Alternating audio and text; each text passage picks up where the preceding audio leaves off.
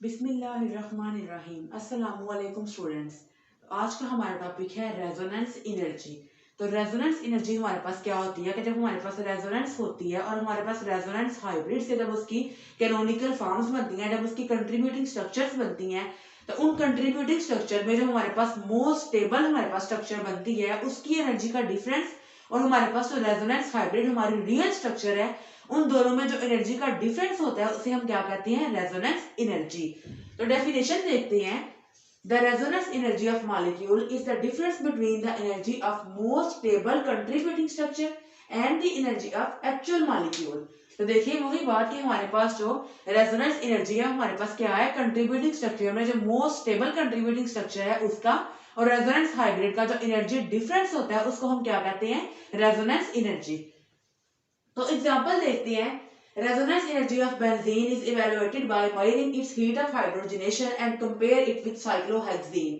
हम बेंजीन की resonance energy कैसे इवैल्यूएट करेंगे, हम उसकी हीट ऑफ हाइड्रोजनेशन जो है ना उसको कंपेयर करेंगे विद साइक्लोहेक्सेन के साथ। सबसे पहले हम बेंजीन की हीट ऑफ हाइड्रोजनेशन फाइंड करेंगे और फिर उसको हम किससे कंपेयर करेंगे, साइक्लोहेक्सेन के साथ। तो हम ये पहले पढ़ चुके हैं ना कि हमारा जो एनर्जीज है वो कैसे कैलकुलेट करते हैं। हम उनके जो बॉन्ड होते हैं, उनकी बॉन्ड एनर्जीज होती है, उनकी बॉन्ड एनर्जीज को कैलकुलेट करके देखते हैं कि हमारे पास कौन सी स्ट्रक्चर जो है वो ज्यादा स्टेबल है और कौन सी स्ट्रक्चर जो है वो कम स्टेबल है। तो हमारे पास सबसे पहले क्या है, साइक्लोहेक्सेन। जब इसकी हाइड्रोजनेशन कराएंगे, हीट ऑफ हाइड्रोजनेशन कराई, तो हमारे पास क्या बना, साइक्लोहेक्सेन। और कितनी एनर्जी ऑब्जॉर्ब हुई, 119.5 किलो जूल पर मोल। साइक्लोहेक्सेन की हीट ऑफ हाइड्रोजनेशन कितनी है, 119.5 किलो जूल पर मोल। और बेंजीन की हीट ऑफ हाइड्रोजनेशन कितनी थी, 280 किलो जूल पर मोल। लेकिन देखिए हमारे पास जो प्रोडक्ट है वो दोनों में सेम बना है, वो क्या है, साइक्लोहेक्सेन। तो प्रोडक्ट दोनों में क्या आया है, सेम आया है। अब हमारे पास जो साइक्लोहेक्साट्राईन है ना वो मोस्ट स्टेबल कैनोनिकल फॉर्म है किसकी, बेंजीन की। तो अगर हम अब इस साइक्लोहेक्सेन से अब जो most stable canonical form benzene की है वो कौन सी है, साइक्लोहेक्साट्राईन। अब हमारे पास जो साइक्लोहेक्सेन थी उसकी हमारे पास कितनी आई थी, heat of hydrogenation 119.5 kilojoule per mole. तो हमारे पास जो सबसे स्टेबल कैनोनिकल फॉर्म है बेंजीन की वो कौन सी है, साइक्लोहेक्साट्राईन।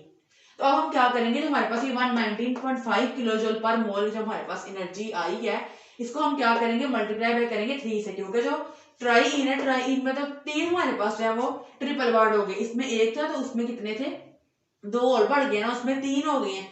तो हम किसको क्या करेंगे, 119.5 को मल्टीप्लाई कर देंगे किससे, 3 से। तो हमारे पास कितना आ जाएगा, 385.5 किलो जूल पर मोल। अब हमारे पास ये जो हमारे हमने बेंजीन के जो फाइंड की थी ये हमारे पास क्या थी, हमने इसकी क्या की थी, एक्चुअल प्रैक्टिस की। तो हमारे पास जो वैल्यू आई थी वो कितनी आई, हमारे पास 280 किलो जूल पर मोल। लेकिन हमारे पास जो measured heat of hydrogenation of benzene है वो कितनी है, 150.5 किलो जूल पर मोल। ये हमारे पास इसकी मेजर्ड वैल्यू है। हमारे पास क्या थी, इन एक्चुअल प्रैक्टिस में हमारे पास कितनी आई, 280, लेकिन मेजर्ड वैल्यू कितनी है, 150.5 किलो जूल पर मोल। तो हम क्या करेंगे, हमारे पास जो ये वैल्यू आई है साइक्लोहेक्साट्राईन की 385.5, उसको मैं हम क्या कर देंगे, उसमें से जो हमारे पास एक्चुअल प्रैक्टिस में जो वैल्यू आई 280 उसमें से इसको क्या कर देंगे, माइनस कर देंगे। तो हमारे पास कितनी बची, 78.5, जो कि लेस है ना expected value of most stable canonical form से।